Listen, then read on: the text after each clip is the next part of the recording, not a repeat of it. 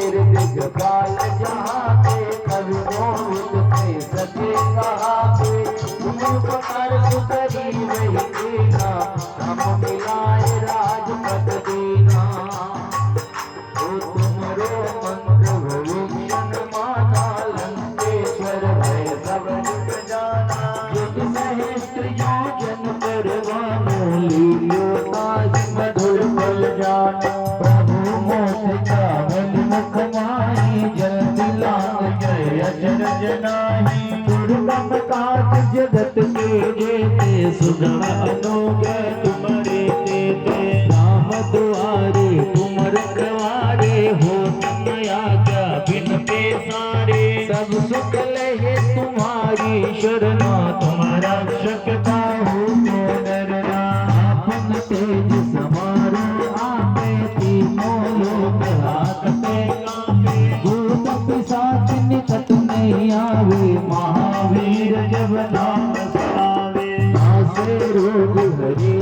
पीरा जपत निरंतर हनुमत वीरा संकट ते हनुमान छुड़ावे मन क्रम वचन ध्यान जो गावे सब पर राम तपस्वी राजा जिनके काज सफल तुम साजा और मनोरथ जो बुलावे सो अमित जीवन फल पावे सारे युग पर ताप तुम्हारा है प्रसिद्ध जगत जियारा साधु संत के तुम रखवारे असुर निकंदन राम दुलारे अष्ट दीनो निधि के दाता असवर दीन जानकी माता राम रसायन तुमरे दासा सदा रहो रघुपति के दासा तुमरे भजन राम का भावे जन्म जन्म के दुख बिसरावे अंत काल रघुवर पुर जाए जहाँ जन्म हरि भक्त कहाए देवता चेतन धरही हनुमत से सर्व सुख करे संकट कटे मिटे शुभ पीरा जो सुमरे हनुमत बलवीरा जय जय हनुमान गोसाई कृपा करो गुरुदेव की नाई जो सतवार पाठ कर कोई छुड़ई बंद महासुख होई जो ये पढ़ हनुमान चालीसा होए सिद्धि साखी गौरी तुलसीदास सदा हरि तेरा कीजे नाथ हृदय मह तेरा पौनत में संकट हरण मंगल मूर्ति रूप रामा मंगल मूर्ति रूप राम लखन सीता सहित हृदय बसो सुरभूप सियावर राम जय जय राम जय प्रभु राम जय जय राम करो कल्याण जय जय राम करो भंडार जय जय राम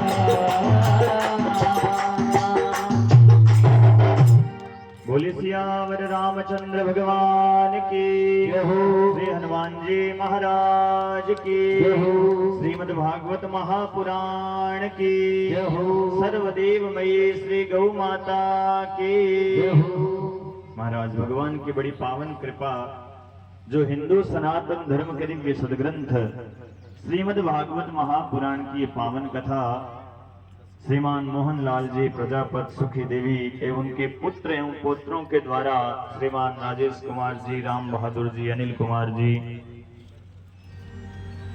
एवं पौत्रों के द्वारा आयोजित, परिवारजनों के द्वारा आयोजित श्रीमद् भागवत महापुराण के पंचम दिवस की श्रीमद् भागवत महापुराण की कथा के अंदर हम सभी प्रवेश करने जा रहे हैं।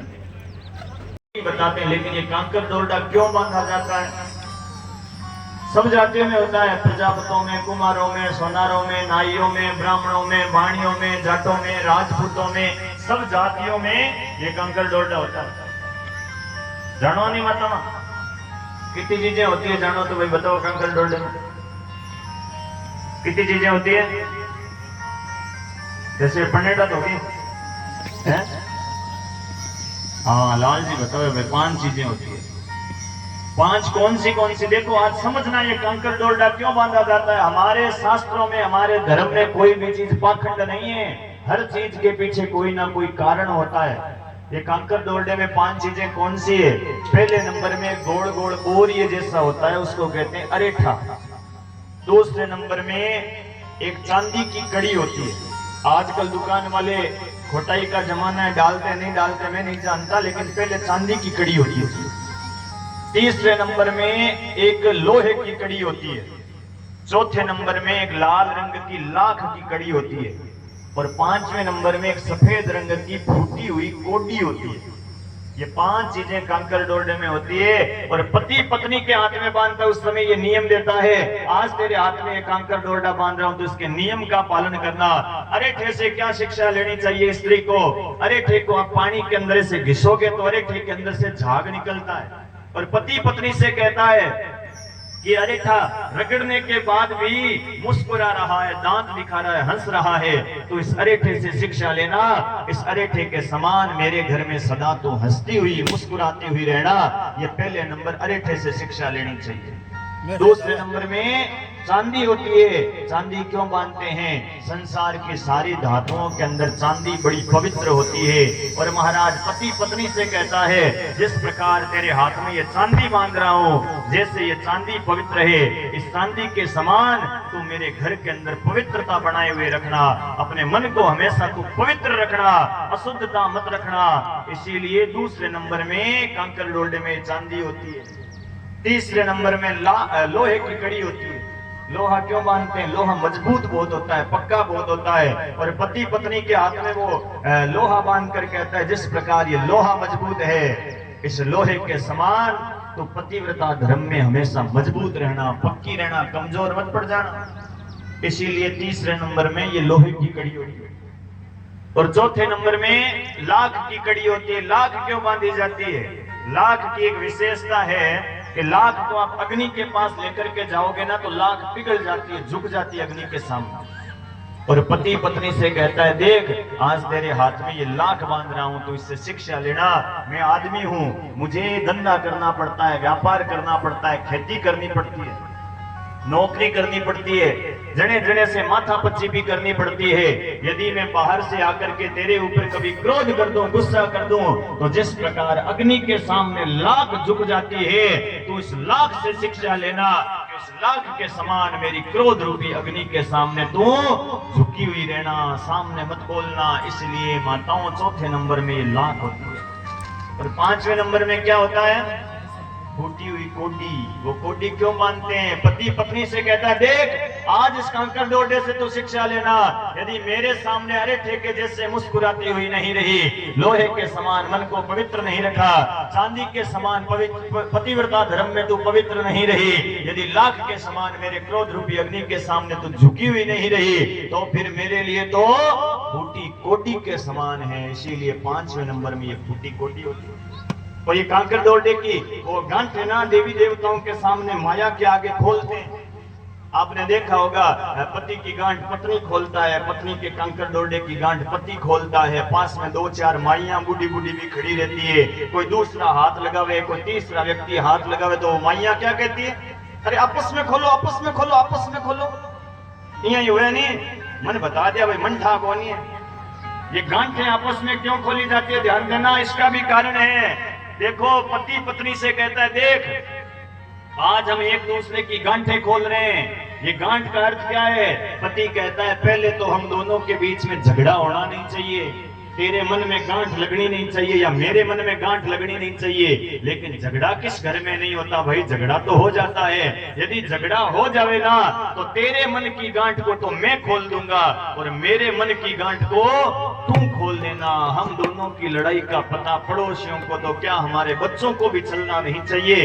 इस कारण ये गांठें आपस में खोलाई जाती है। लेकिन आज श्रद्धा देवी उस नियम को भूल गई। ब्राह्मणों से कहा मेरी बेटी जन्मनी चाहिए,